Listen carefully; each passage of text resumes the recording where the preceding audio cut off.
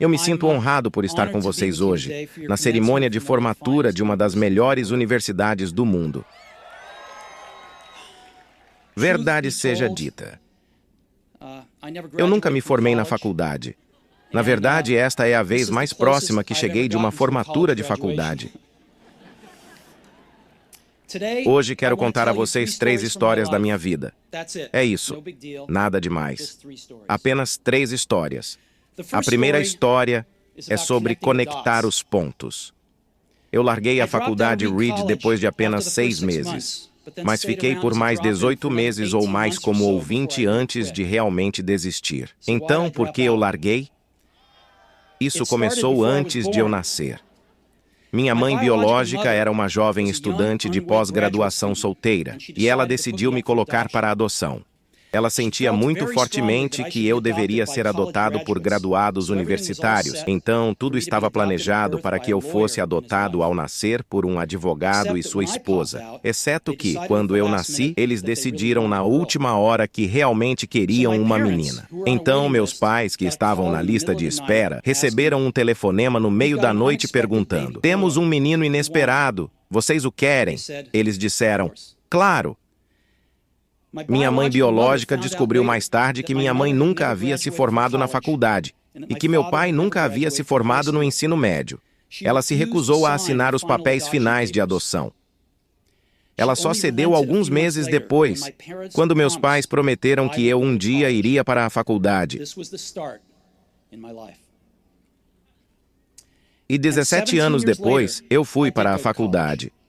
Mas escolhi ingenuamente uma faculdade que era quase tão cara quanto Stanford, e todas as economias dos meus pais da classe trabalhadora estavam sendo gastas na minha mensalidade universitária. Depois de 6 meses, eu não conseguia ver valor nisso. Eu não tinha ideia do que queria fazer da minha vida e nenhuma ideia de como a faculdade iria me ajudar a descobrir isso. E ali estava eu gastando todo o dinheiro que meus pais haviam economizado durante toda a vida. Então, decidi desistir e confiar que tudo ficaria bem. Foi bem assustador na época, mas olhando para trás foi uma das melhores decisões que já tomei. No minuto em que desisti, pude parar de frequentar as aulas obrigatórias que não me interessavam e começar a frequentar aquelas que pareciam interessantes. Não foi tudo romântico. Eu não tinha um quarto no dormitório, então dormia no chão do quarto de amigos, devolvia garrafas de Coca-Cola para pegar os 5 centavos de depósito e comprar comida, e andava 7 milhas pela cidade todos os domingos à noite para conseguir uma boa refeição por semana no templo Hare Krishna. Eu amava isso. E muito do que encontrei ao seguir minha curiosidade e intuição acabou sendo inestimável mais tarde. Deixe-me dar um exemplo. A faculdade Reed, na época, oferecia talvez o melhor ensino de caligrafia do país.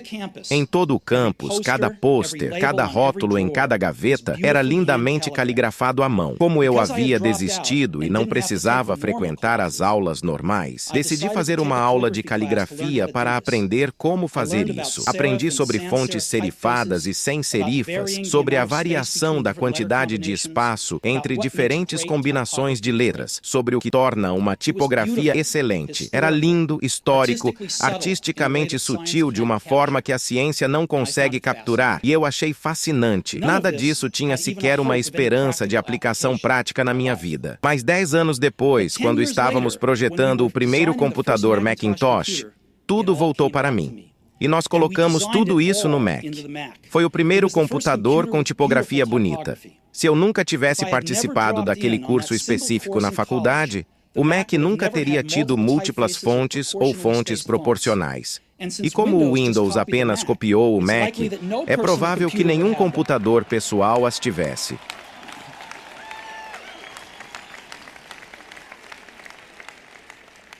Se eu nunca tivesse desistido, nunca teria participado dessa aula de caligrafia, e os computadores pessoais poderiam não ter a maravilhosa tipografia que possuem. Claro que era impossível conectar os pontos olhando para frente quando eu estava na faculdade, mas foi muito, muito claro, olhando para trás 10 anos depois. Mais uma vez, você não pode conectar os pontos olhando para frente. Você só pode conectá-los olhando para trás. Então, você tem que confiar que os pontos de alguma forma se conectarão no seu futuro. Você tem que confiar em algo, seu instinto, destino, vida, karma, seja o que for. Essa abordagem nunca me decepcionou e fez toda a diferença na minha vida.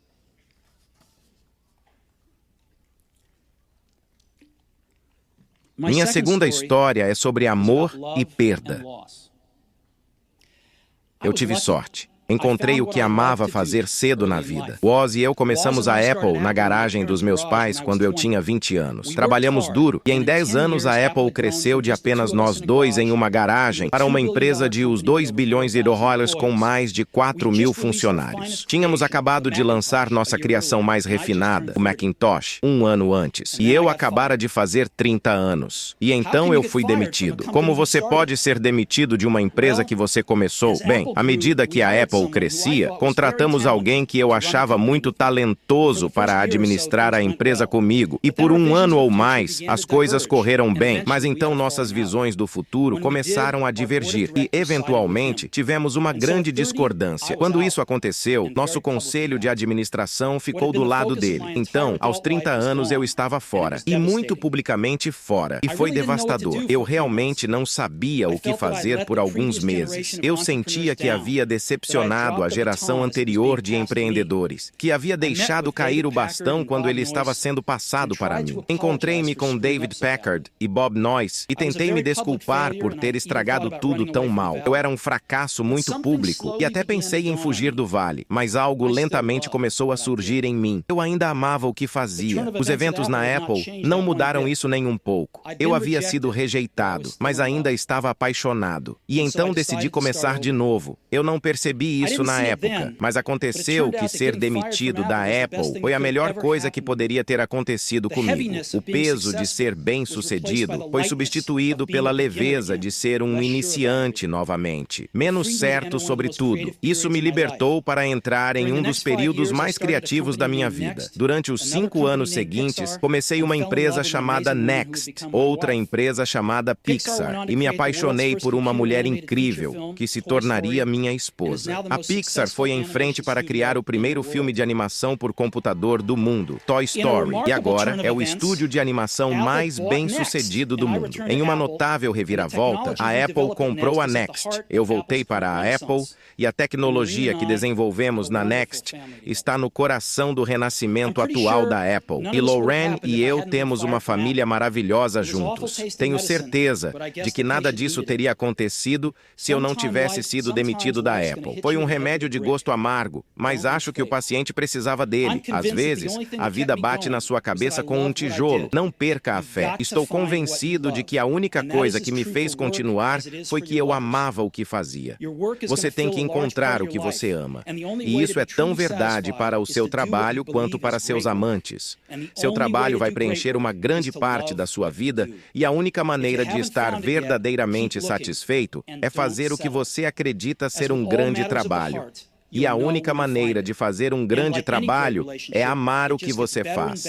Se você ainda não encontrou, continue procurando. Não se acomode. Minha terceira história é sobre a morte.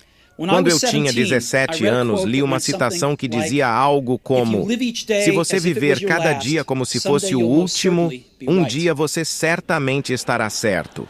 Isso me impressionou e, desde então, nos últimos 33 anos, eu olhei no espelho todas as manhãs e me perguntei: se hoje fosse o último dia da minha vida, eu gostaria de fazer o que estou prestes a fazer hoje? E sempre que a resposta foi não, por muitos dias seguidos, eu soube que precisava mudar algo. Lembrar que eu estarei morto em breve é a ferramenta mais importante que já encontrei para me ajudar a fazer as grandes escolhas na vida. Porque quase tudo, todas as expectativas externas, todo o orgulho, todo o medo de constrangimento ou fracasso, essas coisas simplesmente desaparecem diante da morte, deixando apenas o que é realmente importante. Lembrar que você vai morrer é a melhor maneira que eu conheço de evitar a armadilha de pensar que você tem algo a perder. Você já está nu. Não há razão para não seguir seu coração.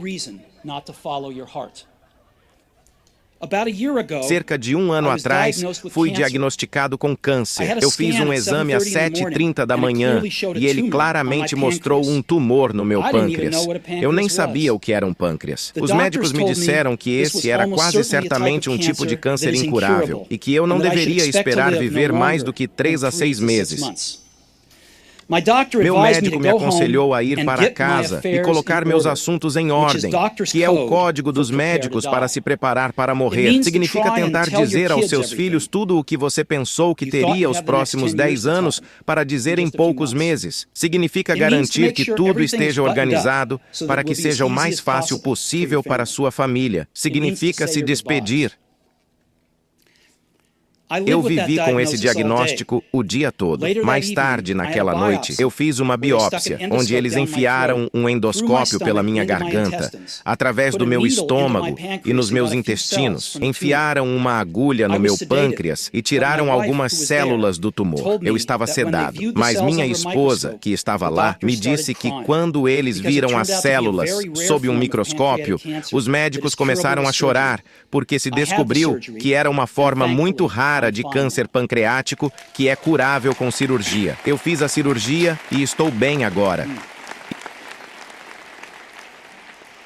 Isso foi o mais perto que estive de enfrentar a morte, e espero que seja o mais próximo que eu chegue por mais algumas décadas. Tendo passado por isso, agora posso dizer isso com um pouco mais de certeza do que quando a morte era um conceito útil, mas puramente intelectual. Ninguém quer morrer. Mesmo as pessoas que querem ir para o céu não querem morrer para chegar lá. E mesmo assim, a morte é o destino que todos nós compartilhamos. Ninguém jamais escapou dela, e é assim que deve ser, porque a morte é muito provavelmente a melhor invenção da vida. É o agente de mudança da vida. Ela limpa o velho para dar espaço ao novo.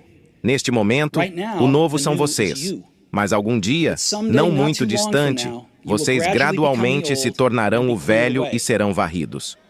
Desculpem ser tão dramático, mas é bastante verdadeiro. Seu tempo é limitado, então não o desperdice vivendo a vida de outra pessoa.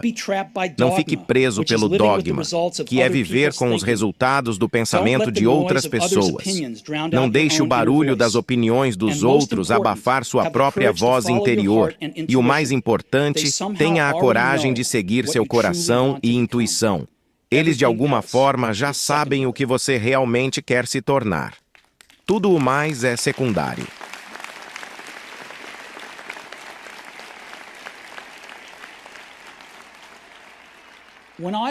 Quando eu era jovem, havia uma publicação incrível chamada The Whole Earth Catalog, que foi uma das bíblias da minha geração. Foi criada por um sujeito chamado Stuart Brand, não muito longe daqui, em Menlo Park, e ele a trouxe à vida com seu toque poético. Isso foi no final dos anos 1960, antes dos computadores pessoais e da editoração eletrônica. Então era tudo feito com máquinas de escrever, tesouras e câmeras Polaroid. Era uma espécie de Google em formato de brochura, 35 anos antes de o Google aparecer. Era idealista e transbordava com ferramentas legais e grandes noções. Stuart e sua equipe publicaram várias edições do The Whole Earth Catalog. E então, quando ele já tinha cumprido seu papel, eles publicaram uma última edição. Isso foi em meados dos anos 1970, e eu tinha a idade de vocês. Na contracapa da edição final, havia uma fotografia de uma estrada de campo de manhã cedo, do tipo em que você poderia se encontrar pegando carona se estivesse tão aventureiro. Abaixo dela estavam as palavras: permaneça faminto, permaneça tolo. Foi a mensagem de despedida deles ao assinarem. Permaneça faminto, permaneça tolo. E eu sempre desejei isso para mim mesmo. E agora, enquanto vocês se formam para começar de novo, eu desejo isso para vocês. Permaneça faminto, permaneça tolo. Muito obrigado a todos.